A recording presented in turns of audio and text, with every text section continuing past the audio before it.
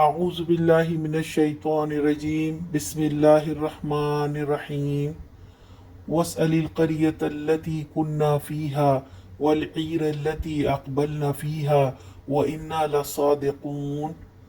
آپ اس بستی کے لوگوں سے پوچھ لیجئے جہاں ہم تھے، اس قافلے سے دریافت کر لیجئے جس کے ساتھ ہم آئے ہیں، ہم اپنے بیان میں بالکل سچے ہیں۔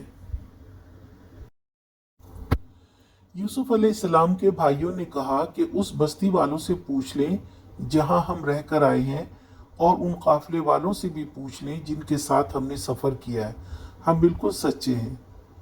بار بار اپنی سچائی کا ثبوت والد کے سامنے پیش کیا مگر ناکام رہے، کیونکہ وہ پہلے بھی جھوٹ بول چکے ہیں یوسف علیہ السلام کے معاملے میں۔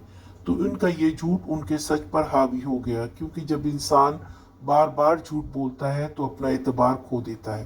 وہ اپنی سچائی کا کتنا ہی ثبوت کیوں نہ دے، لوگ اس پر اعتبار نہیں کرتے۔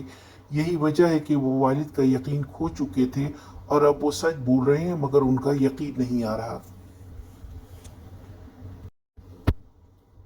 آج کا سوال، بار بار جھوٹ بولنے سے کیا ہوتا ہے؟